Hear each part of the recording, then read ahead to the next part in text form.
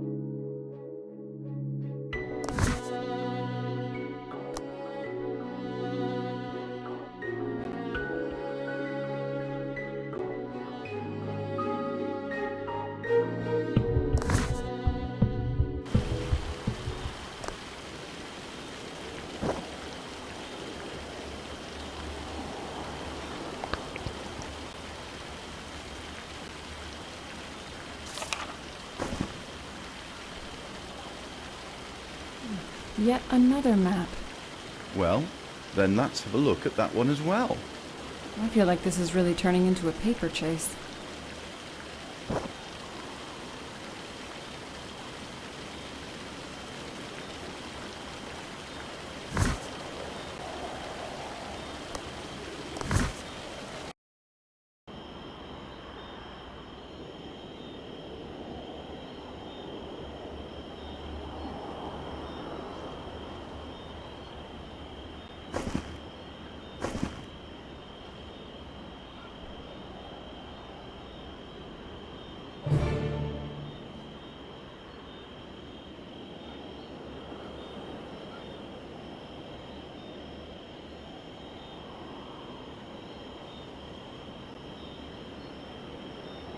Impossible.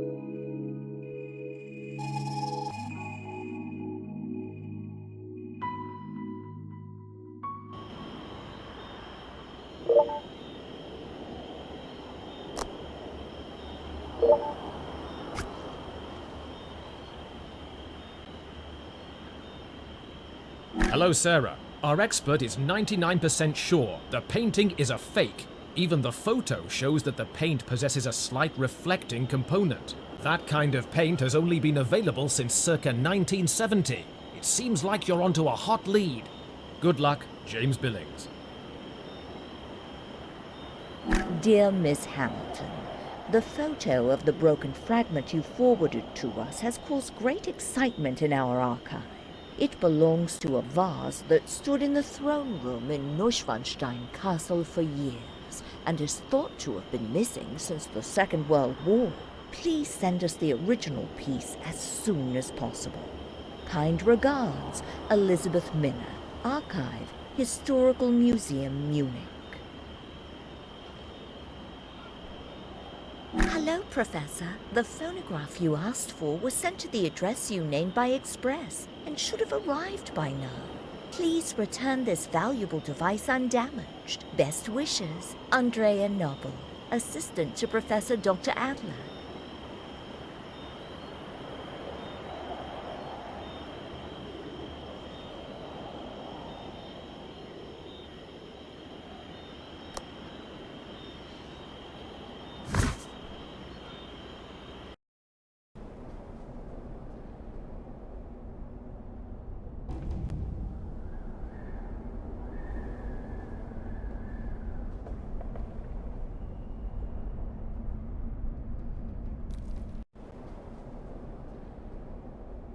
If this really is the King's parrot, these audio recordings are absolutely sensational.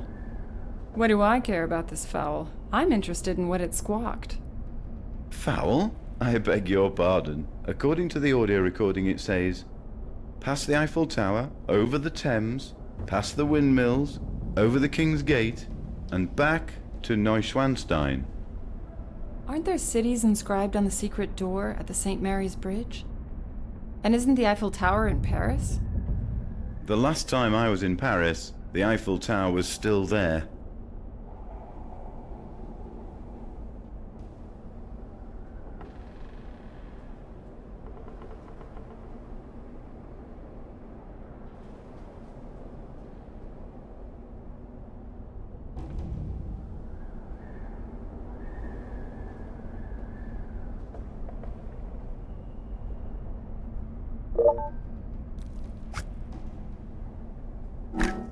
In his conservatory in the heart of Munich, Ludwig kept several exotic animals, such as a talking parrot.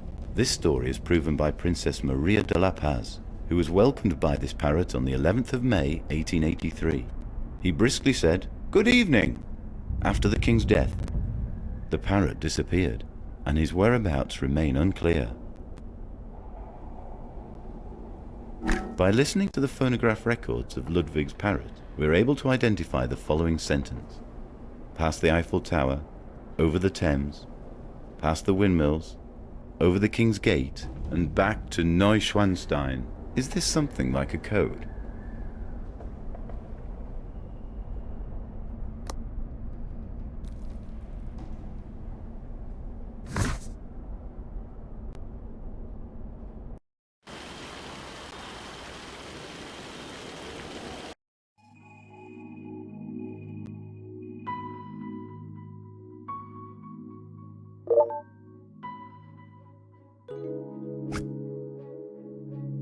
By listening to the phonograph records of Ludwig's parrot, we are able to identify the following sentence. Past the Eiffel Tower, over the Thames, past the windmills, over the King's Gate, and back to Neuschwanstein. Is this something like a code?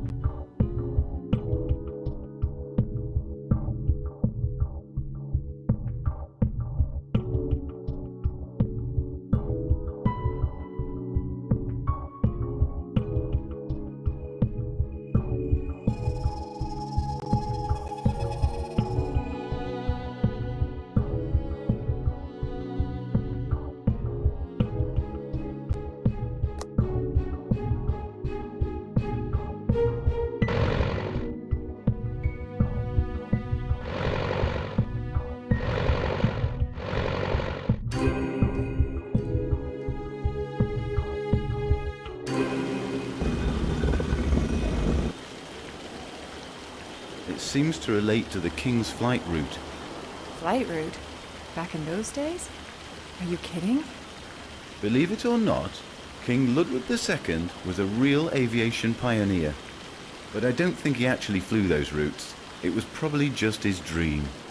With this king, almost nothing surprises me anymore.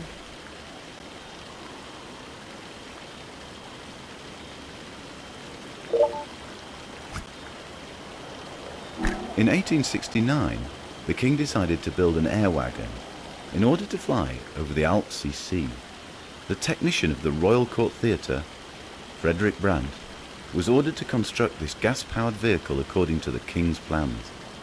Alternatively, he wanted to tension a wire rope 1,240 meters above the ground from Hohenschwangau to Sperbersau to at least simulate a flight inside a gondola. Today, a golden statue on Munich's airport shows the fairy tale king with the model aircraft in his hand.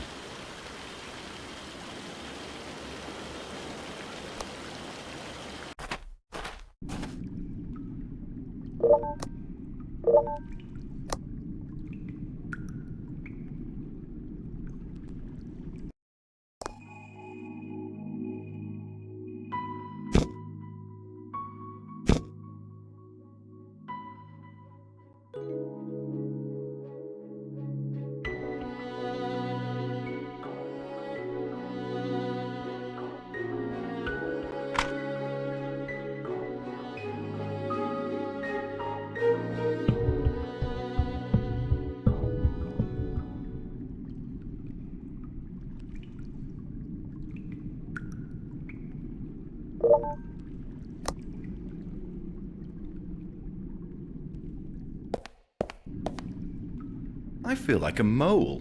We really need a source of light. I'm already looking around, but what should I be looking for? In fact, back then Ludwig had already experimented with electricity. I bet we can turn on the light here somewhere.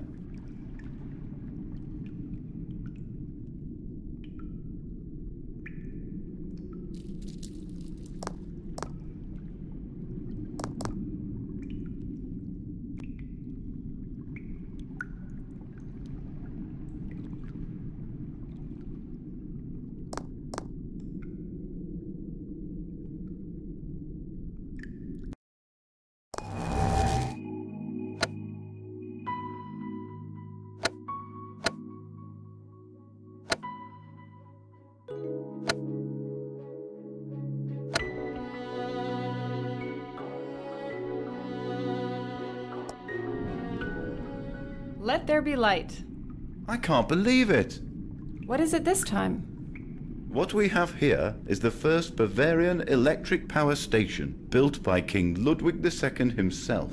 That I've lived long enough to experience this. Men. A few cables, a few switches, a few coils, and they already think they've created the eighth wonder of the world.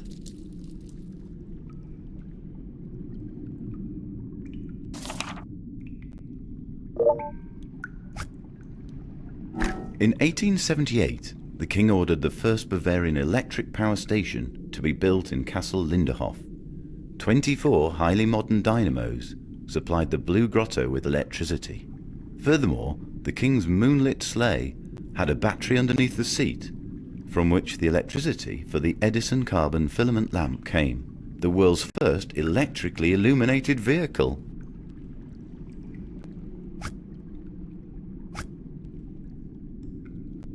Third of May, 1880. It was our touch of genius to build this grotto. Here below ground, we are not annoyed by the agonizing sounds of the ongoing construction work. It turned out well.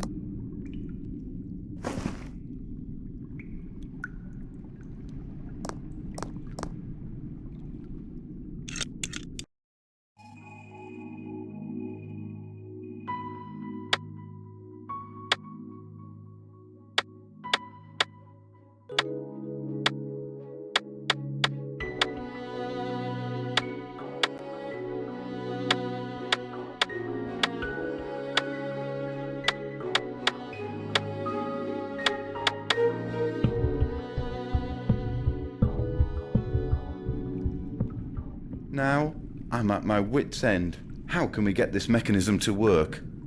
Don't give up, Professor. Now everything is illuminated. We should take another look around.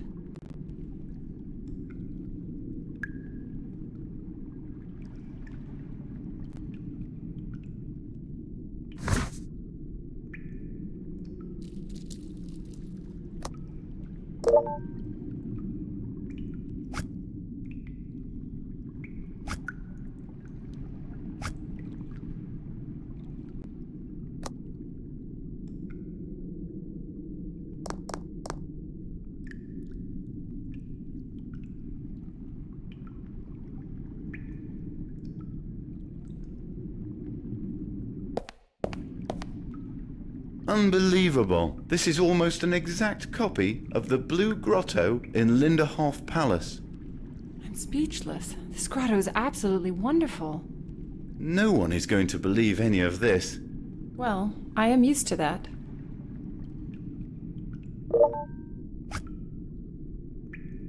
Ludwig built the original Blue Grotto into the rock in 1875 in Castle Linderhof. Inside, there was an artificial dripstone cave and lake with electric wave machine. The Königssitz, or also Kristallsitz, form the center of the grotto.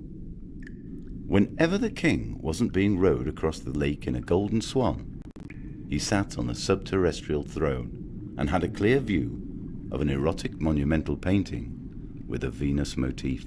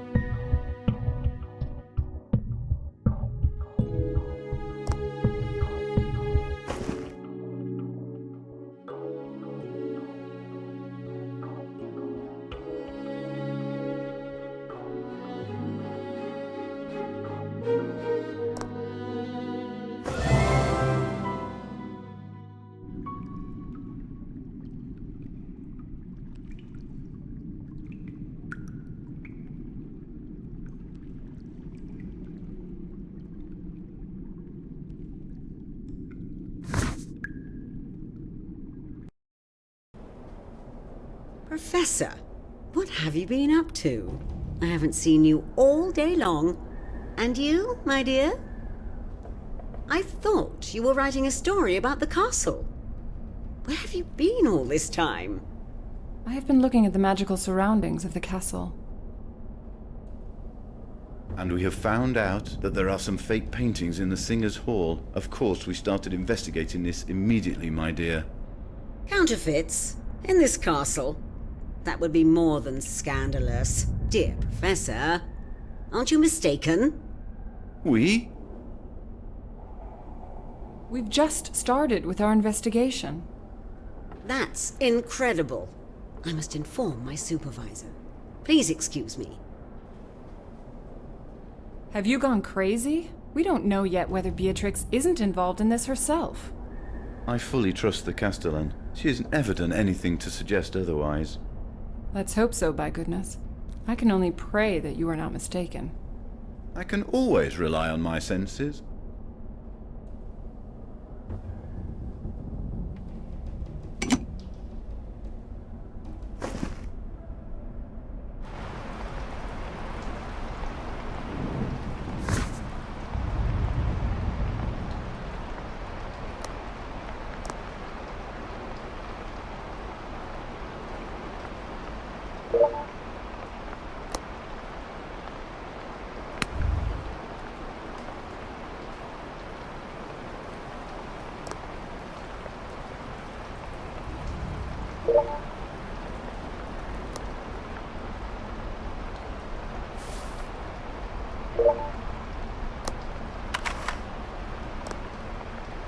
We're not going to receive analysis of this fingerprint today. Hopefully it's going to stop raining tomorrow. Otherwise the vaults will remain inaccessible. Yes, indeed the rain is annoying, but a bit of sleep will be good for me. See you tomorrow.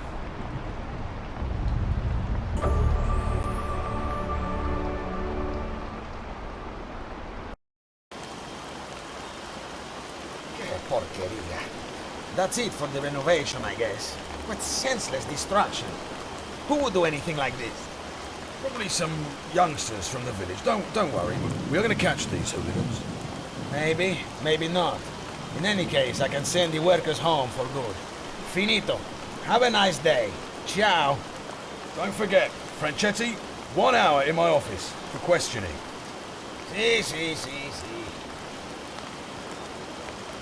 Franchetti doesn't seem to be too upset. He seems rather amused. Don't worry. He's going to be upset once I've talked to him. Oh, the interrogation because of Brother Emmanuel. Exactly. Good luck. It is still raining too heavily. The vaults will have to wait.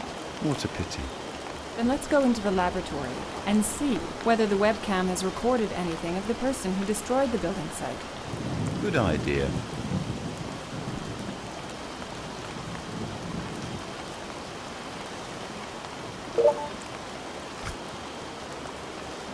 It's unbelievable. As a matter of fact, Ludwig had extensive underground vaults built beneath Neuschwanstein and the surrounding area, and no one knew about them. The completed map led us to the entrance. A sensation. Maybe we'll discover further artifacts, or maybe even the Grail itself. What a story.